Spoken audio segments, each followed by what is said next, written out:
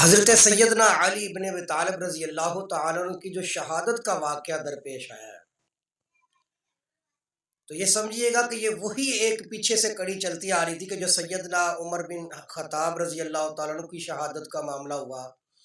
حضرت عثمان بن عفان رضی اللہ تعالیٰ عنہ کی شہادت کا واقعہ ہوا۔ یعنی کچھ لوگ ایسے تھے جو بعد میں خوارج کے نام سے ظاہر ہوئے تھے۔ یعنی یہ وہ لوگ تھے جو صحابہ کرام کے اندر رہ رہے تھے اور پھر رہنے کے باوجود صحابہ کرام کا دلوں کے اندر، اپنے دلوں کے اندر بغض رکھنے والے تھے۔ اسی کی ایک بنیاد پر حضرت علی المرتضیٰ رضی اللہ تعالیٰ کی شہادت کا واقعہ درپیش آیا۔ اصل میں یہ ایک خوارج کا گروہ تھا کہ جو آپس میں اس بات پر ہو گیا تھا اور انہوں نے ایک اپنا عقیدہ اور نظریہ بنا لیا تھا کہ بس جی جو قرآن کے مطابق ہے نا، اس کے مطابق سب کو چلنا چاہیے۔ یہاں تک کہ ان خوارج نے یہ بھی کہہ دیا تھا کہ سیدنا علی بن ابی طالب رضی اللہ تعالیٰ عنہ، حضرت امیر معاویہ رضی اللہ تعالیٰ عنہ اور سیدنا عمر بن عاص رضی اللہ تعالیٰ عنہ کہنے لگے کہ یہ تین صحابہ اکرام میں سے اگر یہ سائیڈ پہ ہٹ جائے نا تو اسلام بالکل سیدھا ہو جائے گا، بالکل درست ہو جائے گا۔ یعنی ان خوارج کے نزدیک سیدنا علی بن ابی طالب رضی اللہ تعالیٰ عنہ، حضرت عمر بن عاص اور حضرت معاویہ، یہ تین شخص ایسے تھے کہ جو کہہ رہے تھے کہ ہمارے درمیان کے اندر رکاوٹ بنے ہوئے ہیں، اور یہ کہتے تھے کہ یہ تینوں جو ہے وہ اسلام کے مطابق زندگی نہیں گزار رہے۔ یہ خوارج کا ایک نظریہ بن چکا تھا کہ، اور اسی نظریے کی بنیاد پر پھر جو ہے انہوں نے کیا فیصلہ کیا، ان سب نے ایک جگہ پر اکٹھا ہو کر یہ فیصلہ کیا کہ اگر یہ تین شخص یعنی حضرت علی المرتضیٰ رضی اللہ تعالیٰ عنہ، حضرت معاویہ اور حضرت عمر بن العاص رضی اللہ تعالیٰ عنہ، اگر یہ تین بندوں کو درمیان سے ہٹا دیا جائے نا تو بالکل معاملہ صاف ستھرا ہو جائے گا۔ تو لہٰذا ان تینوں کے قتل کے لیے سازش کی انہوں نے۔ یہاں تک کہ سیدنا علی بن ابی طالب رضی اللہ تعالیٰ عنہ کوفہ کے اندر تھے، جہاں پر نماز پڑھاتے تھے مسجد میں جا کر، اور عمر بن عاص مصر کے اندر تھے، اور سیدنا معاویہ رضی اللہ تعالیٰ عنہ شام کے اندر تھے۔ تو ان تینوں کو قتل کرنے کی سازش کی گئی۔ ہوا معاملہ ایسے کہ سیدنا علی ابن ابی طالب رضی اللہ تعالیٰ عنہ جب وہ نماز فجر کے لیے کوفہ کی مسجد میں تشریف لے کر گئے نا، تو فجر کی نماز کے اندر عبد الرحمن ابن ملجم، یہ وہ خارجی آدمی تھا کہ جس نے سیدنا علی ابن ابی طالب کے اوپر نماز فجر کے وقت آپ کے سر کے اوپر حملہ کیا، جس کی وجہ سے آپ زخمی ہو گئے اور آپ ادھر گر پڑتے ہیں، اور اسی حملے کی وجہ سے پھر آپ کی شہادت ہو جاتی ہے آپ کی۔ لیکن شہادت ہونے سے پہلے جو ہے نا، آپ نے پھر کیا آخری جملہ ارشاد فرمایا اس کے لیے، قاتل کے لیے؟ اچھا، یہ تو حضرت علی المرتضیٰ کے اوپر جب حملہ کیا تو حضرت علی المرتضیٰ تو اس حملے کی وجہ سے بعد میں شہید ہو گئے۔ سیدنا معاویہ رضی اللہ تعالیٰ جب وہ نماز فجر کے لیے تشریف لائے نا شام کے اندر، تو ان کے اوپر بھی حملہ کیا، لیکن سر کے اوپر زخم کی بجائے لگنے کے کمر پر لگا، جس کی وجہ سے وہ زخمی تو ہوئے لیکن ان کی شہادت نہیں ہوئی، اللہ تعالیٰ نے ان کو زندگی بقایا دے دی تھی۔ اور تیسرے جو عمر بن العاص جو مصر کے اندر اپنی حکومت کا نظام چلا رہے تھے، تو وہ اس دن اتفاق سے فجر کی نماز کے اندر تشریف لے کر رہی ہے، ان کی جگہ پر کوئی اور آدمی آیا تھا، وہ بھی شہید ہو گیا۔ یعنی قاتل نے عمر بن عاص سمجھ کر اس شخص کو قتل کر دیا، شہید کر دیا۔ تو سیدنا علی بن ابی طالب رضی اللہ تعالیٰ عنہ کے اوپر جب ابن ملجم نے حملہ کیا نا، اور آپ گر پڑے اور آپ کے سر کے اوپر زخم آ گیا، بہت گہرا زخم آیا، تو آپ حضرت امام حسن بن علی آتے آپ کے پاس، اور آپ نے فرمایا کہ مجھے ابن ملجم نے قتل کیا، جو کہ ایک خارجی آدمی ہے۔ اور حضرت علی المرتضیٰ رضی اللہ تعالیٰ عنہ نے فرمایا کہ سب سے پہلی تو یہ بات ہے کہ میری طرف سے اگر تمہیں ہو سکے نا تو اس کو معاف کر دینا۔ اور سیدنا علی بن ابی طالب نے فرمایا کہ اگر تم بالفرض اس کو میرے قصاص کے بدل میں قتل بھی کرنا چاہو نا، تو فرمایا کہ ایک ہی مرتبہ میں قتل کر دینا، اس کو زیادہ تکلیف نہ دینا۔ یہ حضرت علی المرتضیٰ رضی اللہ تعالیٰ عنہ جو شخص آپ کو قتل کر رہا ہے، اس کے بارے میں آپ اتنی نرم لہجے کے اندر آپ بیان فرما رہے ہیں اور ان کے لیے بات کر رہے ہیں۔ لہٰذا سیدنا علی بن ابی طالب رضی اللہ تعالیٰ عنہ جب یہ فرما رہے تھے اور باقی صحابہ کرام اور آپ کے جو اہل بیت کے تھے انہوں نے آپ کو سنبھالا، تو یہ ابن ملجم کیا کہتا ہے کہ میں نے جس تلوار کے ساتھ حملہ کیا نا، میں نے اس تلوار کو 1 مہینہ زہر کے اندر رکھا تھا، اور یہ اس سے بڑی بدبختی اس بندے کے لیے، ابن ملجم کے لیے، تو یہ کہ اپنے آپ کو بہت بڑا مسلمان سمجھتا تھا، یعنی قتل کر رہے بطور ثواب سمجھ کر. اس طرح کے لوگ بھی تاریخ کے اندر گزر گئے تھے. اور وہ سیدنا علی بن ابی طالب رضی اللہ تعالیٰ عنہ کہ جن کو اللہ کے محبوب علیہ الصلوۃ والسلام نے اپنی احادیث مبارکہ میں کس قدر ان کو مقام اور مرتبہ دیا ہے، کہ ایک حدیث مبارکہ میں آتا ہے کہ آپ علیہ الصلوۃ والسلام نے جب مدینہ طیبہ میں آ کر بھائی چارہ قائم کیا نا، تو حضرت علی المرتضیٰ رضی اللہ تعالیٰ عنہ رو رہے تھے، بہت زیادہ رو رہے تھے. تو آپ علیہ السلام نے پوچھا کہ علی کیا بات ہے، کس وجہ سے رو رہے ہو؟ عرض کی کہ حضور آپ نے سارے لوگوں کو آپس میں بھائی چارہ قائم کر دیا، ہر بندے کا بھائی چارہ قائم کر دیا، میرا ابھی تک کوئی بھائی چارہ کسی کے ساتھ آپ نے قائم نہیں فرمایا. تو سنیے حضور علیہ الصلوۃ والسلام نے کیا جواب ارشاد فرمایا، انت اخی فی الدنیا والآخرہ.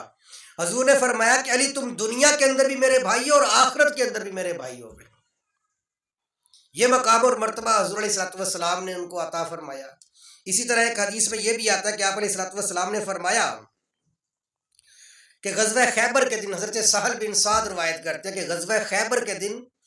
آپ علیہ الصلوۃ والسلام نے ارشاد فرمایا کہ یہ جھنڈا کئی ہفتوں سے، چونکہ خیبر کی جنگ چل رہی تھی، معاملہ ختم نہیں ہو رہا تھا، تو فتح خیبر والے دن کی رات، جس دن خیبر فتح ہو، اس رات کو آپ علیہ السلام نے فرمایا کل صبح یہ میں جھنڈا اس شخص کو عطا کروں گا کہ جس کے ہاتھ پر اللہ تبارک و تعالیٰ فتح نصیب فرما دیں گے، اور وہ بندہ ایسا ہے کہ اللہ تعالیٰ اور اس کے رسول بھی اس سے محبت کرتے ہیں، اور وہ بندہ بھی اللہ اور اس کے رسول کے ساتھ محبت کرتا ہے. راوی کہتے ہیں کہ جب آپ علیہ السلام نے رات کے وقت یہ بیان فرمایا نا، تو ہر صحابی کی یہ تمنا تھی کہ کاش کہ وہ جھنڈا مجھے مل جائے. جب صبح ہوتی ہے تو آپ علیہ السلام نے فرمایا کہ این علی ابن ابی طالب رضی اللہ تعالیٰ عنہ. حضور نے فرمایا کہ علی بن ابی طالب کہاں ہے؟ تو صحابہ کرام نے کہا کہ حضور فاشتقا عینیہ، اشوب چشم کا معاملہ ان کا. تو ان کو لایا گیا تو آپ علیہ الصلوۃ والسلام نے اپنا مبارک لعاب دہن ان کی آنکھوں میں ڈالا، اللہ پاک نے اسی وقت شفا نصیب فرما دی. اور پھر آپ علیہ الصلوۃ والسلام نے فرمایا کہ علی یہ جھنڈا پکڑو اور جاؤ خیبر کی فتح کے لیے جاؤ. اور آپ نے فرمایا کہ علی نرمی کے ساتھ جانا اور صبح سویرے ان کے اوپر پہنچنا، اور جا کر حضور نے فرمایا کہ سب سے پہلے ان کو حق کی دعوت دینا، اور ان پر جو اللہ نے فرض چیزیں کی ہیں ان کے بارے میں خبر بتانا. اور آپ نے فرمایا کہ علی تمہارے کہنے سے اگر ایک بندہ بھی راہ راست پر آ جائے تو وہ تمہارے لیے سرخ اونٹوں سے زیادہ بہتر ہے. یہ روایت بخاری شریف اور مسلم شریف کے اندر موجود ہے. تو حضرت علی المرتضیٰ جاتے ہیں اور پھر خیبر کو فتح فرما لیتے ہیں. یہ آپ علیہ الصلوۃ والسلام کی پیشن گوئی تھی حضرت علی المرتضیٰ رضی اللہ تعالیٰ عنہ. فرمایا کہ بے شک علی مجھ سے ہے اور میں علی سے ہوں، اور علی ہر مومن کا ولی ہے. ابن ارقم راوی ہیں کہ حضور نے فرمایا کہ بے شک آپ نے فرمایا کہ من کنت مولاہ فعلی مولاہ، کہ جس کا میں مولا ہوں اس کا علی مولا ہے. اسی طرح ایک حدیث میں آتا ہے کہ آپ علیہ الصلوۃ والسلام نے ارشاد فرمایا علی منی وانا، علی سے ہوں، علی مجھ سے ہے اور میں علی سے ہوں. اور ایک حدیث میں یہ بھی آتا ہے کہ آپ علیہ الصلوۃ والسلام نے کے پاس، حضرت انس روایت کرتے ہیں کہ آپ علیہ الصلوۃ والسلام کے پاس ایک پرندہ تھا، اور اس پرندے کے گوشت کے ساتھ آپ کھانا کھا رہے تھے. تو آپ علیہ السلام نے اللہ کی بارگاہ میں دعا کی کہ اللہ جو تمہیں مخلوق میں سب سے زیادہ محبوب ہے نا، اس کو میرے پاس بھیج دے تاکہ وہ میرے ساتھ آ کر کھانا کھا لے. راوی کہتے ہیں فجاء علی، تو اسی وقت حضرت علی ابن ابی طالب رضی اللہ تعالیٰ تشریف لاتے ہیں. فاکل معہ، تو انہوں نے آ کر حضور علیہ الصلوۃ والسلام کے ساتھ کھانا کھا لیا. اور حضور نے کیا کہا تھا، مولا جو تیری بارگاہ کے اندر مخلوق میں سب سے زیادہ محبوب ہونا، تو اے اللہ اس شخص کو میرے پاس بھیجنا. تو اللہ تعالیٰ نے علی ابن ابی طالب کو حضور کے پاس بھیجا. بلکہ حضرت علی المرتضیٰ روایت کرتے ہیں کہ حضور علیہ الصلوۃ والسلام سے جب بھی میں نے کوئی سوال کیا نا تو حضور نے مجھے عطا کر دیا، جب میں خاموش رہا ہوں تو حضور نے مجھے تب بھی عطا کر دیا. یعنی میں نے سوال کیا ہے تو حضور نے سوال کرنے پر بھی مجھے عطا کر دیا، میں خاموش رہا ہوں تو حضور نے مجھے خاموشی پر بھی عطا کر دیا۔ کہتا ہے کہ غزوہ طائف کے دن آپ علیہ الصلوۃ والسلام نے حضرت علی المرتضیٰ کے ساتھ سرگوشی فرمائی، تو لوگوں نے کہا کہ حضور علی کے ساتھ کچھ سرگوشی بہت زیادہ فرما رہے ہیں۔ تو آپ علیہ الصلوۃ والسلام نے فرمایا کہ علی کے ساتھ سرگوشی میں خود نہیں کر رہا، بلکہ اللہ کے حکم کے ساتھ میں علی کے ساتھ سرگوشی کر رہا ہوں۔ حضرت ابی سعید روایت کرتے ہیں کہ آپ علیہ السلام نے علی سے فرمایا کہ یا علی، کسی ایک کے لیے بھی حلال نہیں ہے جنابت کی حالت میں میرے علاوہ اور تیرے علاوہ کہ وہ اس مسجد سے گزرے، یعنی میرے اور تیرے علاوہ کوئی بندہ اس راستے کو استعمال نہیں کر سکتا۔ ایک یہ فضیلت بھی آئی ہے۔ ام عطیہ کہتی ہیں کہ آپ علیہ الصلوۃ والسلام نے ایک لشکر بھیجا کسی جگہ پر جنگ کے لیے، فیہم علی ابن ابی طالب۔ ام عطیہ کہتی ہے کہ اس لشکر کے اندر علی ابن ابی طالب تھے رضی اللہ تعالیٰ عنہ۔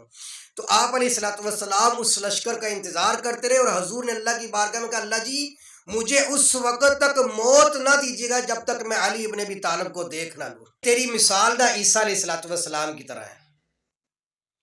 یہ حدیث بڑی سمجھنے والی ہے۔ حضور نے فرمایا کہ علی تیری مثال عیسیٰ علیہ الصلوۃ والسلام کی طرح ہے، کہ عیسیٰ علیہ الصلوۃ والسلام کے بارے میں دو گروہ بن گئے تھے، یہاں تک کہ یہودیوں نے تو عیسیٰ علیہ الصلوۃ والسلام کو معاذ اللہ ناجائز باپ کی اولاد کہہ دیا تھا، یعنی اتنی نفرت اور اتنا بغض کیا ان کے ساتھ۔ اور جو عیسائی تھے انہوں نے عیسیٰ علیہ الصلوۃ والسلام کے اندر اتنا غلو کیا کہ ان کو خدا بنا دیا۔ تو حضور نے فرمایا کہ علی تیری بھی مثال ایسی ہوگی۔ اس لیے حضرت علی فرمایا کرتے تھے کہ میری وجہ سے دو گروہ جہنم میں جائیں گے، ایک میری محبت میں میرے بارے میں وہ باتیں کہہ دیں گے کہ جو میرے اندر نہیں موجود ہوں گی، مجھے بہت بڑا درجہ دے دیں گے، اور ایک وہ جو میرے بغض کے اندر چلے جائیں گے۔ تو حضرت علی فرمایا کرتے کہ میری وجہ سے دو لوگ جہنم کے اندر جائیں گے۔ حضرت برا بن عازب اور زید بن ارقم رضی اللہ تعالیٰ روایت کرتے ہیں غدیر خم والے واقعے کے اوپر۔ یہ دونوں راوی نقل کرتے ہیں کہ آپ علیہ الصلوۃ والسلام نے غدیر خم کے موقع پر حضرت علی المرتضیٰ کا ہاتھ پکڑا، اور ہاتھ پکڑ کر پھر آپ علیہ الصلوۃ والسلام نے صحابہ کرام سے خطاب فرمایا، اور آپ نے فرمایا کہ بتاؤ کہ الستم تعلمون انی اولی بکل مؤمن من نفسہ۔ صحابہ کرام سے فرمایا کہ بتاؤ کیا تمہارے نزدیک کیا تم لوگ جانتے نہیں ہو کہ بے شک میں ہر مومن کے نزدیک اس کی جان سے بھی زیادہ قریب ہوں؟ کیا تم لوگ جانتے نہیں ہو کہ میں اللہ کا نبی ان کے نزدیک ان کی جانوں سے بھی زیادہ قریب ہوں؟ قالوا بلا، تو سارے صحابہ کرام نے کیا کیوں نہیں آیا اللہ کے رسول؟ پھر آپ نے فرمایا اللہم من کنت مولاہ فعلی مولا۔ آپ نے فرمایا سن لو اللہ کی قسم، جس کا میں مولا ہوں اس کا علی مولا ہے۔ یہ حدیث مبارکہ جب نقل فرمائی نا، اور آپ نے فرمایا اللہم من کنت مولاہ فعلی مولا، اللہم والی من والاہ وعادی من عاداہ فلقی عمر بعد ذالک۔ اس حدیث مبارکہ کے بعد حضرت عمر جو ہے وہ علی ابن ابی طالب کے ساتھ ملاقات کرتے ہیں، فقال لہ ہنیئا یا ابن ابی طالب، اور حضرت عمر بن خطاب مولا علی کو مبارکباد پیش کرتے ہیں کہ اے علی تجھے مبارک ہو، تو جب صبح کرتا ہے تو ہر مومن کا ولی ہوتا ہے، تو شام کرتا ہے تو ہر مومن کا ولی ہوتا ہے۔ یہ دیکھیں صحابہ کرام کی محبت کے واقعات یہ بھی بیان کرنے چاہیے نا۔ صحابہ کرام کس قدر حضرت علی المرتضیٰ کے ساتھ محبت رکھا کرتے تھے۔ حضرت ابن عباس رضی اللہ تعالیٰ عنہ روایت کرتے ہیں کہ آپ علیہ الصلوۃ والسلام نے مسجد نبوی کے دروازوں کو بند کرنے کا حکم دے دیا کہ سارے مسجد نبوی کے دروازے بند کر دو، یہاں سے کوئی نہیں گزر سکتا الا باب علی رضی اللہ تعالیٰ عنہ۔ مطلب ابن عباس کہتے ہیں کہ آپ علیہ الصلوۃ والسلام نے فرمایا علی کا دروازہ کھلے رہنے دو، علی کے دروازے کے علاوہ سب لوگ اپنے اپنے دروازے بند کر دیں۔ ایک حدیث مبارکہ یہ بھی آتا ہے کہ اللہ کے محبوب علیہ الصلوۃ والسلام حضرت سیدہ فاطمہ الزہرا کے گھر میں تشریف لاتے ہیں، حسن اور حسین بھی حضرت فاطمہ کے پاس ہوتے ہیں، تو آپ علیہ الصلوۃ والسلام فرماتے ہیں کہ فاطمہ میں، تم اور یہ تمہارے دونوں بیٹے یعنی حسن اور حسین اور یہ شخص جو سویا ہوا ہے، اس وقت حضرت علی المرتضیٰ سوئے ہوئے تھے، حضور نے فرمایا کہ یہ ہم پانچوں کے پانچوں جو ہے جنت میں ایک جگہ پر رہیں گے۔ اور ایک حدیث میں یہ بھی آتا ہے کہ اے علی تیرا گھر جنت میں میرے گھر کے سامنے ہوگا، اور ایک روایت میں یہ بھی آتا ہے کہ اے علی کیا تو اس بات سے خوش نہیں ہے کہ تیرا درجہ میرے ہاں وہ درجہ ہو جائے جو موسیٰ علیہ الصلوۃ والسلام کے ہاں حضرت ہارون علیہ الصلوۃ والسلام کا درجہ تھا، الا لا نبی بعدی، مگر یہ کہ میرے بعد کوئی نبی نہیں ہوگا۔ یہ میں نے چند ایک احادیث مبارکہ سنائی ہیں۔ امام احمد بن حنبل رحمۃ اللہ علیہ تو یہ فرماتے ہیں کہ جتنے فضائل حضرت علی المرتضیٰ کے رسول اللہ نے بیان کیے نا، اتنے فضائل کسی اور صحابی کے حضور نے بیان نہیں فرمائے۔ یہ میں نے کچھ اس لیے عرض کیا کہ یہ جو آپ کی شہادت کا واقعہ ہے نا، اور یہ جو خارجی عبد الرحمن بن ابن ملجم ملعون نے جو حضرت علی المرتضیٰ کو قتل کیا ہے، وہ کس بنیاد پر کہہ رہے تھے کہ حضرت علی المرتضیٰ قرآن اور حدیث کے مطابق زندگی نہیں گزارتے؟ یعنی جب ذہنوں میں خباثت آ جائے اور دلوں کے اندر گند آ جائے نا، تو پھر حق اور باطل کی پہچان بندے کو نہیں رہتی۔ تو 21 رمضان المبارک کو فجر کی نماز کے اندر 3 شخصیات کو قتل کرنے کا ارادہ کیا ان خارجیوں نے۔ حضرت علی رضی اللہ تعالی عنہ، حضرت علی ابن ابی طالب رضی اللہ تعالیٰ کی شہادت 21 رمضان کو جب اس نے حملہ کیا، تو چونکہ وہ تلوار کے اوپر زہر بھی لگا ہوا تھا، جس کی وجہ سے حضرت علی المرتضیٰ کا انتقال ہو جاتا ہے اور آپ کی شہادت ہو جاتی ہے۔